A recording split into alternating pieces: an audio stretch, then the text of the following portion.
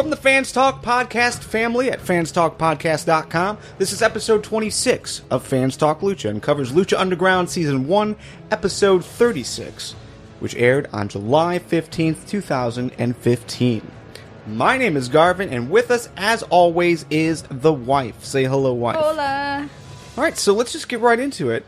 Let's talk about what happened this week on Lucha Underground. Well, the first thing I noticed that blew my mind was I got to see Pentagon Jr.'s mask up close in Cueto's office and those office lights. Did you know it's made entirely of sequins? It is fabulous. The sequins combined with the spooky contacts and the great tooth makeup he's got on, it was a wonderful combination. Yeah, so the first segment, as the wife is alluding to, Pentagon Jr. was in Cueto's office. Cueto was offering him a match to get a medallion. Pentagon wasn't into that. His master wasn't into that, because if his master was into it, Pentagon Jr. would have taken all the medallions, because that's how much of a badass that he is. He really doesn't need more bling after seeing that mask up close. Yeah, I mean he's pretty set. He just doesn't want to be tacky. So, but yeah, he doesn't want a medallion. He wants Vampiro. He wants to destroy Vampiro. But actually, before that segment, I do want to say, if you haven't watched the full episode yet of Lucha Underground, definitely check out that initial video package that we got just before this. It really built up Ultima Lucha really well. It built up the importance of those medallions, so kind of went into that story. I don't know why they can tell the story in a video package, as far as, each one represents an Aztec god. For some reason they can tell that story in a video package, but Matt Stryker still has no idea what they're about. So. Alright, so our first match, and basically, this is gonna be the theme of the night. Pretty much every match is for a medallion. There was 3 left. 4 have been given, so we've got Phoenix, Jack Evans, Aerostar, and one other person. Who am I missing? Phoenix, Jack Evans, Aerostar. Who already has a medallion? Yeah. There's another guy. There's another person. I don't know. Maybe, was it, Son of Havoc? I haven't been paying that close attention, but I think it might have been one of those 3. Yeah, I can't recall. But no, those 3 names that I said, they have medallions. There's just one other person. No, I mean one of the 3. Oh, yeah. The team. Well, regardless, this is important. So probably wrong. So tonight we were going to hand over 3 more medallions. So I think we had 4 already given, 3 left. Or maybe it was 3 given and 4 left, and we got 3 matches tonight. Regardless, let's talk about the matches. We had Bengala versus Daivari, and this is the first time I noticed it. I don't know if this was the first time you noticed it, but each medallion apparently has been in a different color bag. I don't know the significance of that, but the Bengala versus Daivari match was for the yellow bagged medallion. I have a feeling that scraps of velvet were on sale. Selvage at Joanne Fabrics, probably like 99 cents a yard. Maybe. What was that one cartoon back in the day where there was different colored machine / people, like it was people, but they like controlled like a little machine. Were they robots? And then they all like merged to be like this giant cat thing. Transformers? It wasn't Transformers, but it was like around that same time period. That's what I'm thinking. I'm thinking basically they're all gonna put their powers together. Power Rangers? No, but same idea. Similar idea, but it was a cartoon from the 80s. That would be fantastic if they turned into giant luchador Power Ranger. Yeah, something's going to happen. I think all of these people are going to merge into one once all of the medallions are put together, or they're all put in a match together. Just going to put their hands out. Captain Planet. They're going to Captain Planet it in. Anyways, what do you think about this match, Bengala versus Daivari? I do not like Bengala's ring wear. I don't know how he's wrestling with that shoulder thing he's got on, but it reminds me of those things the Victoria's Secret angels wear when they walk down the runway, the little angel wings. The wings, yeah. Yeah, I don't know how he's wrestling in those. It was shoulder pads. No. No, I mean, well, I mean, yes, I know they're shoulder pads, but... They weren't shoulder pads, but they were that type of thing where they just covered the shoulder. They're dumb, I agree. They were not doing it for me. We haven't seen him in a long time. I thought it was odd that they whipped him out. Not odd so much when you consider that Delavari doesn't seem like a very popular character right now, and... Did you call him Delavari? I think I did. It's Delavar Davari. Whatever, I don't like the dude. Yeah, no, I don't either. I don't think he really fits with everyone else as far as quality goes, as far as style. But Bengala I thought was okay. Bengala was okay. Yeah. I feel kind of bad that they put him in this match of all matches.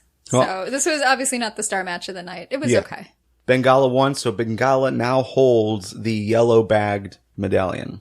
So after the match, Vampiro is at the commentary booth.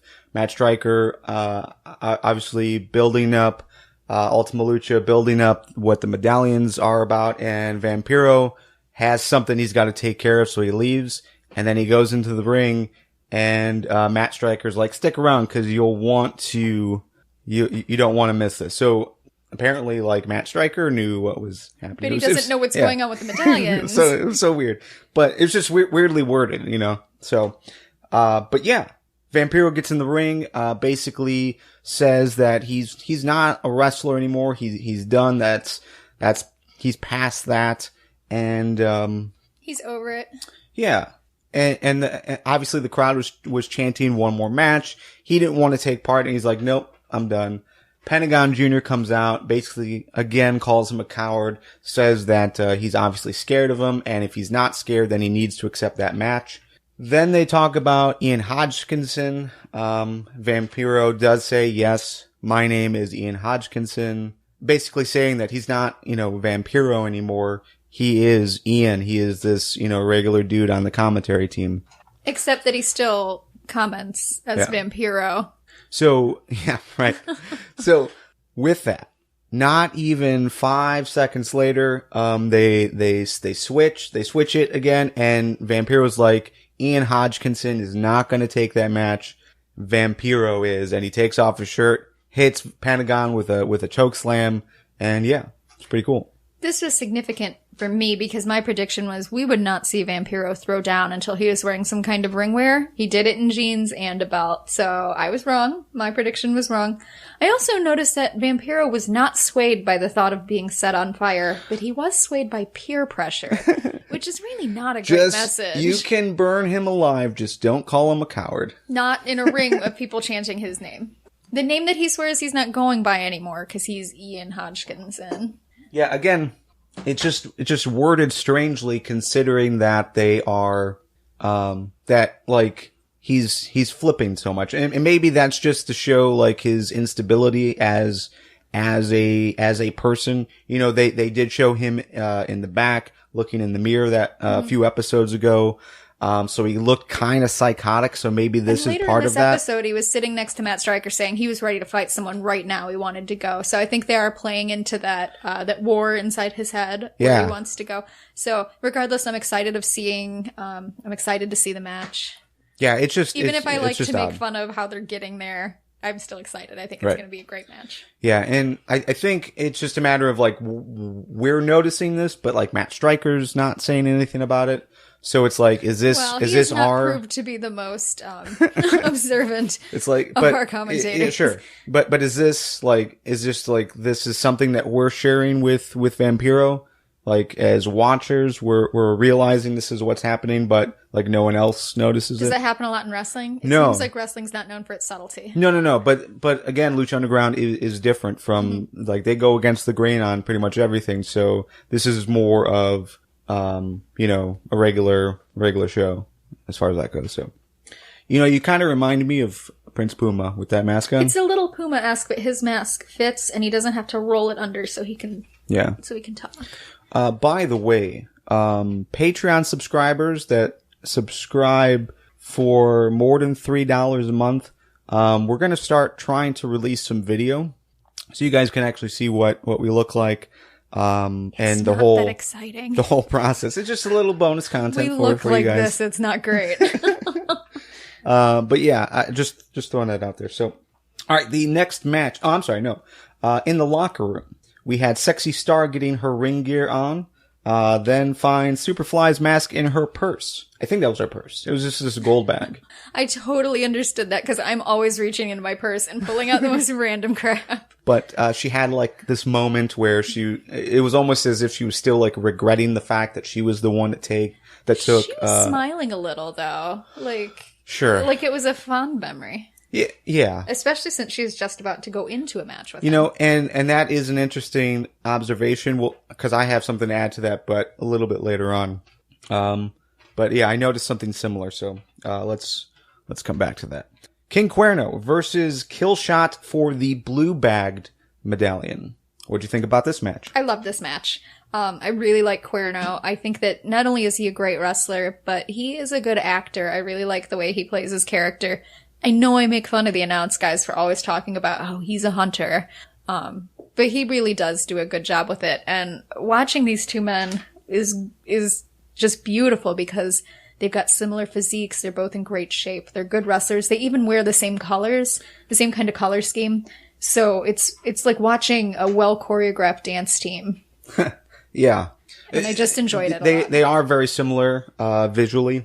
So, they have the chest tattoos. Right. But Cuerno obviously has the strength. Mm-hmm. Killshot, I'm not even sure like if he had an advantage. He didn't necessarily have the speed advantage. They are pretty much the same height. No, I think Cuerno is probably a better wrestler.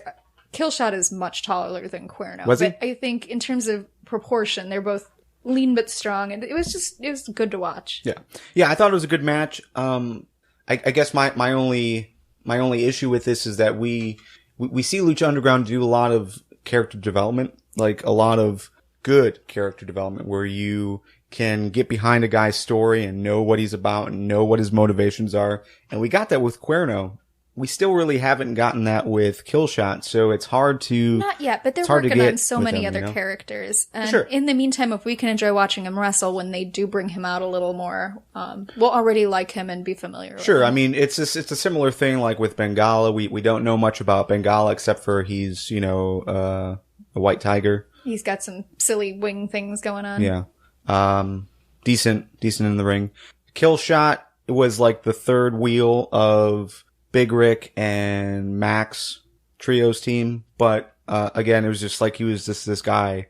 They really haven't spent a lot of time to develop him, so I'm not really into what he's doing. But Cuerno, to me, is one of the better guys there as far as wrestling ability, as far as his ability to tell a good story in the ring. So, yeah, with very few words.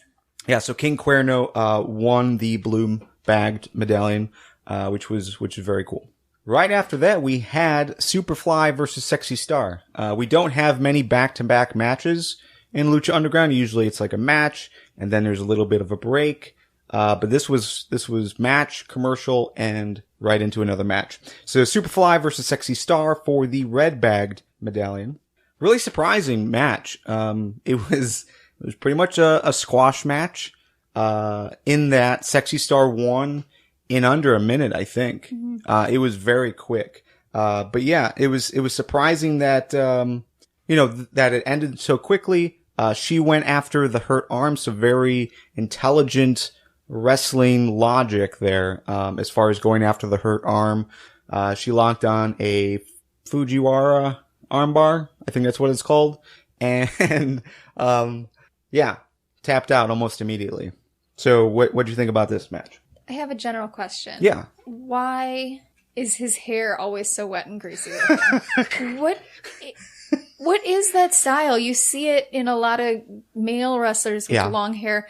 They look filthy. What is that? Why do wrestlers do that? I know there's got to be a reason that they do, but I've never, even Googling it, I've never been able to find one that made sense. I've got one assumption, and I'm thinking back. And realistically, like, there aren't many guys that don't do that. Like, almost everyone who has long hair wets it down. My guess is so that it remains out of your face. The women don't do that. They've got no problem. Yeah, that's true. I don't know. Maybe it's just because it's so, it makes it shiny. I don't know if it's supposed to look tough, like kind of a greaser thing.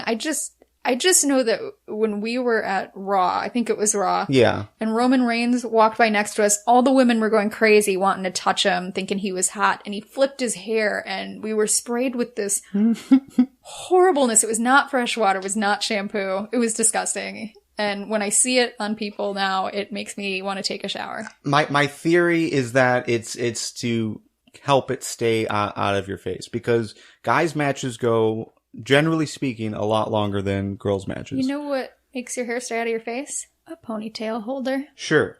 And some guys wrestle that way. A luchador mask.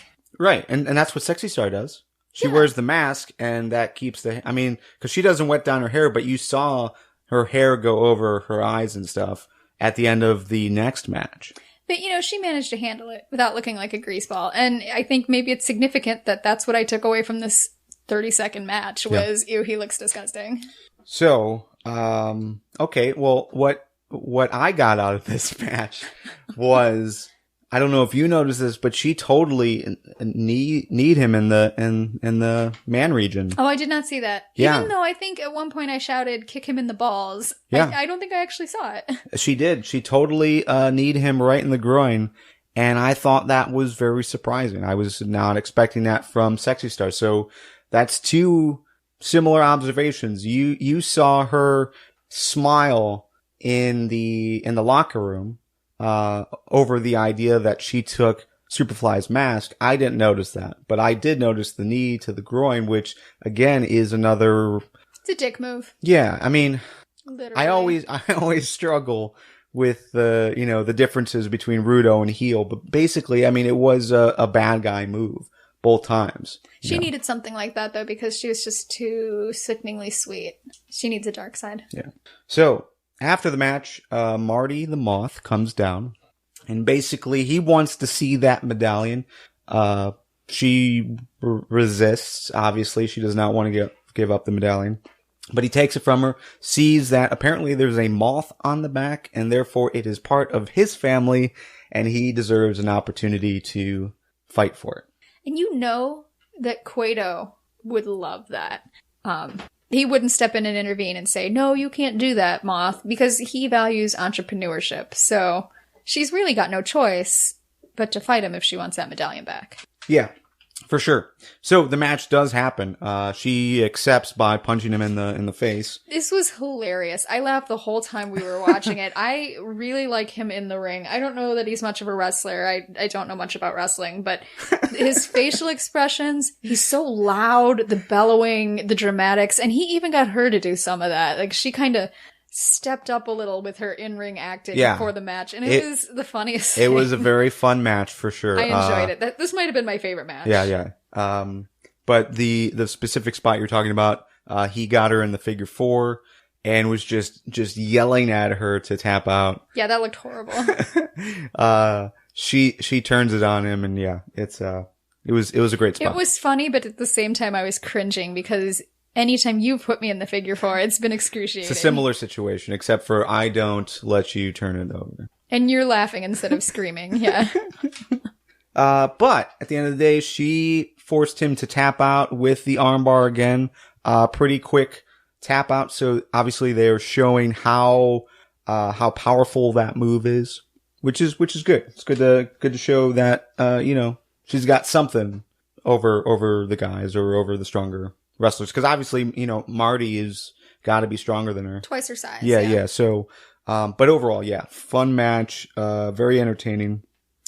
After this, we had Cueto in the ring, basically hyping up Ultima Lucha, saying it's the biggest event, in Lucha Libre, because in the main event, you have two guys fighting for the most sought after championship in Lucha Libre, which is the Lucha Underground Championship.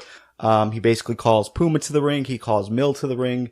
And I'm not sure what the point was, like what he wanted them to do. It wasn't fight. Did you catch what he was trying to get him to do? I was distracted because people kept yelling, "There's Katrina, there's Katrina." Yeah, so I don't know, maybe he never got to what he was expecting, but all of a sudden, yeah, Katrina comes down. Cueto actually seems nervous and a little bit afraid of her. Yeah, it was an interesting visual. It was a weird dynamic. Yeah, so he basically was like, "This isn't about you. I don't want you here. This is about Mil and Puma." Then all of a sudden we had the disciples come down. Everyone basically starts to attack Puma. Conan comes out really slowly and awkwardly, gets into the ring, and then hits the disciples with his cane. Typical old man move. Yeah, threatens Katrina with it, and Mil takes him out. So, yeah. I'm not sad to see that. The part I enjoyed was where they rolled him into a coffin. So, yeah. It reminded me of that episode of King of the Hill where Hank and Peggy build their own coffins and they're so nice that they just decide to chill in them. I pictured, Grandpappy Conan laying in there with this cane thinking, man, this is kind of nice. It's lined in velvet. Yeah.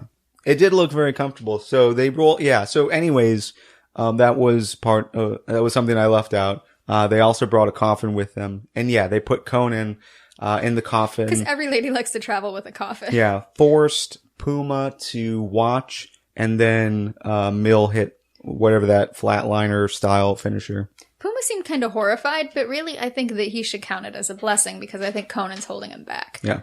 He's doing, he walks in under the guise that he's protecting Puma and he's smarter and he knows what's going on, but I really think that he's kind of a leech, a hanger-on, succubus. Yeah.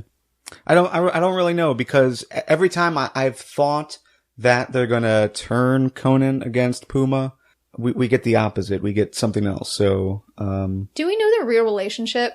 Like, are they related? In real life? No, or... are they... I mean, is there a chance that maybe Conan is some kind of relative, No. and that's why Puma is kind of putting up with him talking for him and being a hanger-on? If we do this, because we had discussed possibly doing this after this season to rewatch like episodes, just to make sure we totally understand the story. Because we clearly don't. But if that was said, it would have been said in like one of the first segments with Conan in Cueto's office, and I don't think he ever mentioned that. I think it was just a matter of, this is a guy that he's representing. He just seems to put up with a lot from Conan. Not that Conan's terrible, but he doesn't seem to add much. Well, yeah. No, I mean, that's accurate. He seems like dead weight to me. But the thing is to remember is, like, a lot of the negative feelings that we have is because Vampiro is so vocally anti-Conan. That's true. Sometimes I don't realize what they're saying, but I think, man, I don't like that guy. Why don't I? And I realize that the announce team has been cracking on him the whole time. Yeah, so I think if Vampiro wasn't so anti-Conan, we might be looking at him differently. But yeah, Possible. Because Vampiro has been so negative, it's almost like you're expecting Vampiro to be, We're buying into the propaganda. Yeah, right. Okay, cool. Well, let's that was the week of Lucha Underground. Let's go ahead and talk about what our favorite and least favorite moments were in win fail. What was your win of the week? I really liked the surprise moth fight. I thought that was great. It made me laugh. Yeah, I'm going to echo that. That was my match of the night, just because it was so entertaining. It was unexpected. It definitely wasn't up to the level of King Cuerno versus Killshot as far as a match quality, but just the story, just those characters, I thought it worked really, really well. It was good entertainment. Fails. What was your fail of the week? Bengala's costuming. I just didn't like it. And now who can't read his note? I'm just reviewing what happened, and I really don't have a fail. I thought it was a good episode overall. I'll agree with that. Oh, you know what? Actually, when they were building up Ultima Lucha, which we have a full card we'll talk about in just a second. But when they were building that up, they were talking about the Trios Championship, and they replayed the match where Angelico, Son of Havoc, and Ivelisse won the titles. They defeated the Crew. We saw the Crew again on TV, and that's like, that's stop a fail. doing that. Yeah, we hate the Crew. God bless it. Okay, so here's Ultima Lucha. It's going to be on August 5th. I think this is a full card, but maybe we'll get a few more matches because there'll be a surprise or two. Yeah, there's only 6 matches here. If it's going to be a 2-hour event, that'll suffice. But if it's going to be a 3-hour event, like a normal wrestling pay-per-view, you need at least 1 or 2 more matches. I hope it's not a 3-hour event. One of the things I like about Lucha Underground is their ability to cram so much good content into a small time period. So yeah, I think 3 would be overkill. So here's the card right now. Mundo versus El Patron. Tejano versus Blue Demon Jr. The Disciples of Death versus Angelico, Ivelisse, and Son of Havoc for the Trios Championships. Drago versus Hernandez. Vampiro versus Pentagon Jr. And Puma versus Mil Muertes for the Lucha Underground Championship. Again, that's going to take place on August 5th. We are going to preview it probably the Monday right before that. So look forward to that, because we are. It'll be good. Any final thoughts before we say goodbye? I have a lot of respect for luchadors who wrestle in full masks, because this is irritating the crap out of me. It is so uncomfortable. I can't breathe. It's itches. I can't see. This takes my respect for people who wrestle with these masks to a whole new level. There you go. This is what it's like to be in their shoes. Oh, it's terrible. They don't pay these people enough. Just think if you were running in the ring and doing flips and shit. Well, that would not happen because I am a couch potato, but... All right, if you like this episode, you can let us know by leaving your thoughts wherever you watch or listen to this series. And if you really like this episode, why not head over to patreon.com/fanstalk and pledge a few dollars our way. With your support on Patreon, we'll keep this series funded. And you'll also get early access to content just like this, as well as some bonus content like the video feed of this very episode. We've been recording it. It's going to be available to Patreon subscribers, so definitely check that out. I'm sure. Don't warn them. I'm sure we are super attractive, and you guys want to see 2 people stand in a room with like stuff behind us and talk about wrestling. 2 bearded people. Yeah, Team Beard. Team Beard. And that's all the time that we have for this edition of Fans Talk Lucha, but the conversation does not have to stop here. You can join us over on YouTube as we continue the conversation with you. You can also find us on Twitter, Facebook, Google+, and Instagram. All of those links are available on fanstalklucha.com. For the wife, again, my name is Garvin. We will see you next week. Adios.